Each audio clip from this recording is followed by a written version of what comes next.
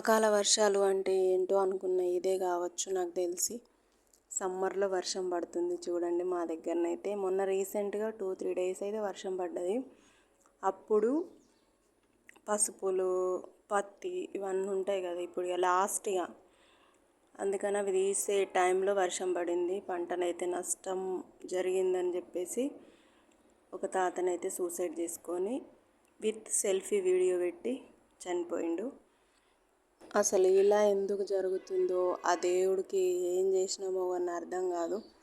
ఇలాంటి వర్షాలు పడితే మామూలు ప్రజలకు హ్యాపీగానే ఉంటాయి, ఎందుకంటే సమ్మర్లో వర్షం పడుతుంది, కూల్గా అవుతుంది వెదర్ అని చెప్పేసి. కాకపోతే రైతులకైతే చాలా అంటే చాలా ఇబ్బంది నాకు తెలిసి. ఎందుకంటే చాలామంది రైతు కుటుంబాల నుంచి వచ్చిన వాళ్ళకే తెలుస్తుంది ఆ బాధ ఎలా ఉంటుంది అనేది. ఎందుకంటే ఇప్పుడు పసుపు అవన్నీ తీసేసి అమ్మేసే టైము.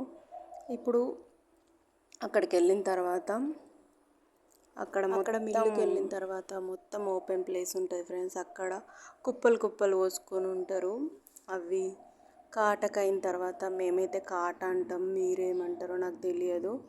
అవి అయ్యేంత వరకు వాటిని కాపు కాస్తూ కూర్చుంటారు అందరైతే. అలాంటిది మొత్తం వర్షం పడి తడిసిపోతే ఎలా ఉంటుంది, ఒక్కసారి అర్థం చేసుకోండి. ఎంత కష్టం అంటే అంత కష్టం ఫ్రెండ్స్. మేము కూడా రీసెంట్గా మొన్న వర్షం పడ్డప్పుడు మా పసుపు కూడా తీసుకుపోయినాం. కాకపోతే ఆ వర్షానికి జస్ట్ ఒక్క డే ముందే మాదైతే కాటకైతే అయిపోయింది. లేకపోతే మా నాన్న కూడా అన్నీ ఉండాల్సి వచ్చేది.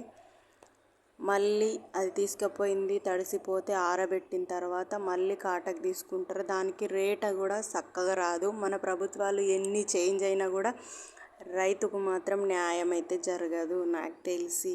ఇదైతే అందరికీ తెలిసిన పచ్చి నిజం. ఎందుకంటే రైతు లేకపోతే మనం లేము అని చెప్పుకోవడం తప్ప రైతే రారాజు ఎప్పటికీ కాడు. Thank you for watching.